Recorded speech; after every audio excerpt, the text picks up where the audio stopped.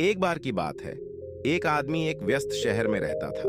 उसके पास अच्छी नौकरी, अच्छा घर और कई दोस्त थे, लेकिन वह खुश नहीं था। वह अपने जीवन से बेचैन और असंतुष्ट महसूस करता था। वह अपने मन में शांति और खुशी पाना चाहता था। एक दिन उसने सब कुछ छोड़कर साधु बनने के लिए जंगल में जाने का फैसला किया। उसने अपनी संपत्ति दे दी, अपना सिर मुंडवा लिया और साधारण वस्त्र पहन लिया। वह ध्यान करने के लिए स्थान की तलाश में पहाड़ पर घने जंगल में चला गया। उसे पहाड़ में एक गुफा मिली जहां वह बस गया। उन्होंने अगले 25 वर्ष एकांत में ध्यान और आत्म अनुशासन का अभ्यास करते हुए बिताए। एकांत में इतना समय बिताने के बाद उसे लगा कि उसने अपने मन और भावनाओं पर नियंत्रण पा लिया है। उन्हें कभी क्रोध, वासना, लोभ या भय महसूस नहीं हुआ। वह हर समय शांत और निर्मल रहता था। उनका मानना था कि उन्हें ज्ञान प्राप्त हो गया है। एक दिन उसे अचानक शहर वापस जाने और यह देखने की इच्छा महसूस हुई कि यह कैसे बदल गया है। उसने सोचा कि वह अपनी बुद्धि और करुणा को वहां के लोगों के साथ साझा कर सकता है। उसने अपना कुछ सामान पैक किया और अपनी यात्रा शुरू कर दी। कई दिनों तक चलने के बाद वह शहर पहुंचा। वह ऊंची इमारतों, भीड़ भरी सड़कों और शोरगुल वाले वाहनों को देखकर आश्चर्यचकित रह गया। उसे विदेशी भूमि में अजनबी जैसा महसूस हुआ। वह लोगों की भीड़ से बचने की कोशिश करते हुए फुटपाथ पर चला गया। जब वह सड़क पार कर रहा था, संयोगवश किसी का पैर उसके पैर पर पड़ गया। उस आदमी का पैर भारी था और उसके पैर की उंगलियों को कुचल दिया। दर्द असहनीय था। भिक्षु ने अपना आपा खो दिया और उस व्यक्ति के चेहरे पर मुक्का मार दिया। वह चिल्लाया, क्या तुम अंधे हो? क्या तुम नहीं देख सकते कि तुम कहां कदम रख रहे हो? वह आदमी स्तब्ध रह गया और जमीन पर गिर पड़ा।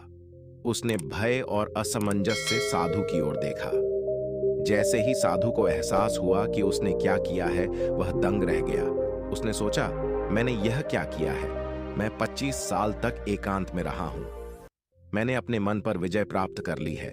पिछले 25 वर्षों से मैं कभी क्रोधित नहीं हुआ, लेकिन अब मैं क्रोधित कैसे हो गया? वह लज्जित और दोषी महसूस कर रहा था। वह समझ गया कि वह भ्रम में जी रहा था। उन्होंने अकेले में किसी वास्तविक चुनौती या संघर्ष का सामना नहीं किया था।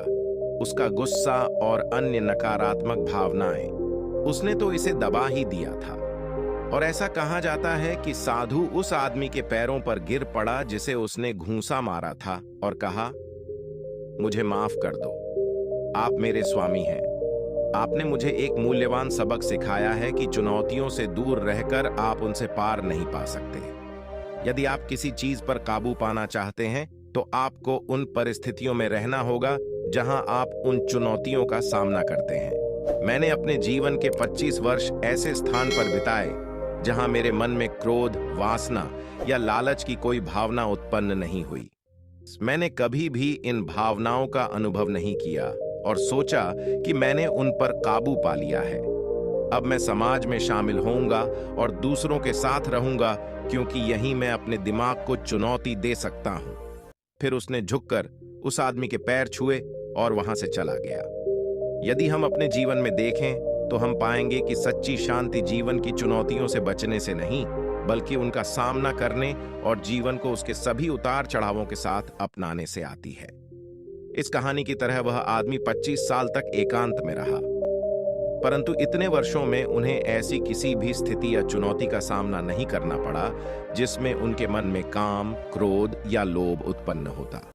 लेकिन लोगों के बीच आते ही उन्हें पता चला कि उनके अंदर अब भी गुस्सा है, और यदि क्रोध अभी भी यहां मौजूद है तो वासना, लालच, ईर्ष्या या लगाव जैसी अन्य नकारात्मक भावनाएं भी यहां मौजूद होंगी। उन्हें यह समझ में आ गया कि समाज से अलगाव ने इन भावनाओं को हल नहीं किया है, बल्कि उन्हें दबा दिया है। वास्तव में इन भावनाओं पर काबू पाने के लिए उसे उन स्थितियों में रहना चाहिए जहां आपका सामना हो सकता है, और फिर उन पर नियंत्रण बनाए रखने का अभ्यास करना चाहिए। भिक्षु की कहानी इस विचार का प्रमाण है कि मन को नियंत्रित करने के लिए सांसारिक जीवन से भागने की आवश्यकता नहीं है, बल्कि इसके प्रशिक्षण के लिए सांसारिक जीवन की आवश्यकता होती है। हम अपने दैनिक जीवन में जिन चुनौतियों का सामना करते हैं, वे हमें खुद को बेहतर ढंग से समझने में मदद करती हैं। यह एक आम गलतफहमी है कि केवल वही लोग आत्मज्ञान प्राप्त कर सकते हैं जो शब्द का त्याग करते हैं, लेकिन यह कहानी हमें दिखाती है कि यह धारणा सच नहीं हो सकती है। सच्चा ज्ञान भावनाओं से भागने के बारे में नहीं है, बल्कि उन्हें समझने, उनका सामना करने और उन्हें नियंत्रित करने के बारे में है। प्रत्येक दिन और हमारे सामने आने वाली प्रत्येक चुनौती सीखने, अभ्यास करने और आत्मनियंत्रण बनाए रखने का मौका है। इसलिए हमेशा याद रखें कि आंतरिक शांति और मन पर नियंत्रण जीवन की चुनौतियों से बचने से नहीं आता है, बल्कि समझ, ज्ञान और आत्म जागरूकता के साथ उनका सामना करने से आता है। और इस यात्रा में हर दिन और हर चुनौती आत्मज्ञान की ओर एक कदम